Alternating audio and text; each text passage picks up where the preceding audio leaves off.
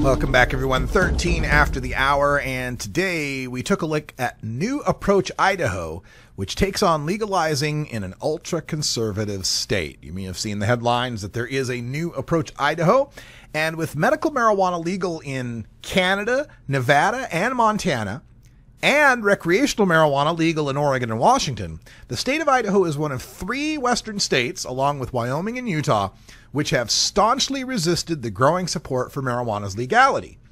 Now, a new group is adopting the framing tactics of successful legalization campaigns from New Approach Oregon and New Approach Washington by calling themselves New Approach Idaho. The group's first Facebook post dates back to July 19th, but only now are the media beginning to report on their activities. The state's largest newspaper, the Idaho Statesman, reports that, quote, New Approach Idaho is focused on allowing medical marijuana, but the long-term goal is full legalization, end quote.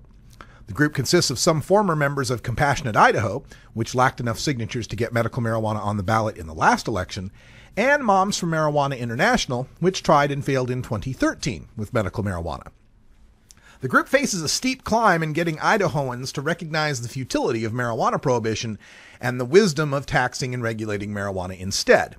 The state has the second largest Mormon population in the country, with almost a quarter of Idahoans belonging to the Church of Latter-day Saints, according to a February Gallup poll. However, Mormons are overrepresented in the state legislature, comprising more than a third of all lawmakers.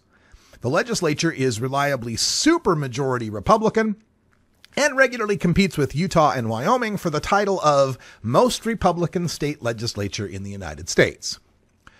Chuck Winder, a Presbyterian, by the way, is a Republican state senator and the sponsor of a 2013 marijuana resolution approved by a 29-5 vote by the Idaho State Senate.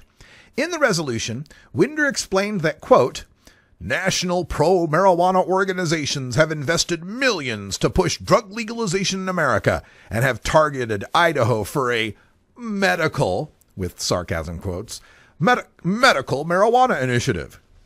And he continues to say that legalization has led to, quote, social and economic and legal chaos, and that, quote, drug legalization laws in neighboring states have already adversely impacted Idaho through cultural acceptance of drug use that reduces the perception of harm among children and increases drug use, end quote. The resolution vowed that the state is opposed, quote, to efforts to legalize marijuana for any purpose, end quote. And this passed 29-5.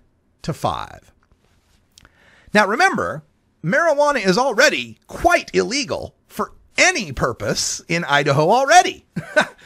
Idaho, in fact, is one of the 3 states, including Wyoming and New Jersey, that offer a misdemeanor jail sentence for merely being high in public, even without marijuana possession. You can get 6 months for merely being high in public. In Idaho, you can do 3 months in jail for merely being someplace where marijuana is stored, even if you never saw it, even if you never knew it was there. So that resolution was 29 state senators going out of their way to insist that it remains that way.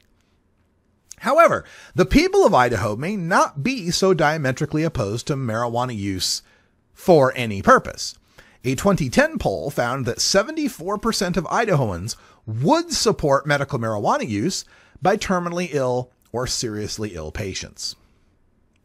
Many of those Idahoans sought out medical marijuana in Oregon. Some, like me and about a dozen other Idahoans I know, left the state of their birth and their families, left them all behind to move to Oregon or to Washington to continue medical marijuana treatments for themselves or for their loved ones.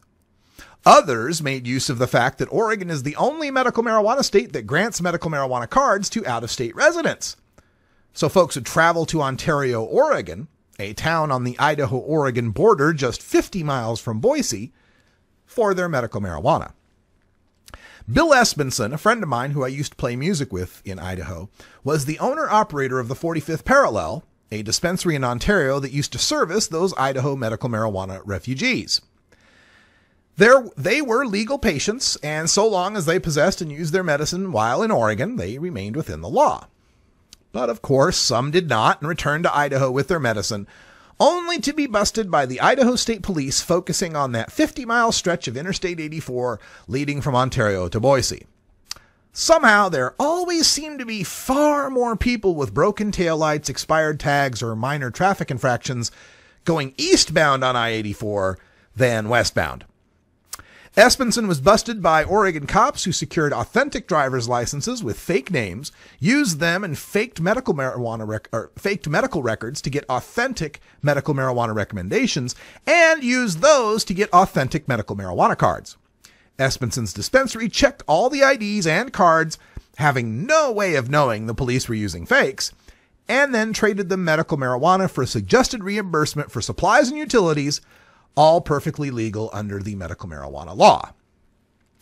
But the prosecutor instead painted that as sales instead of reimbursements, and Espenson was convicted of felonies. While Espenson's trial was ongoing, Oregon passed legislation that explicitly made legal all his activities, and legal dispensaries that operated just like his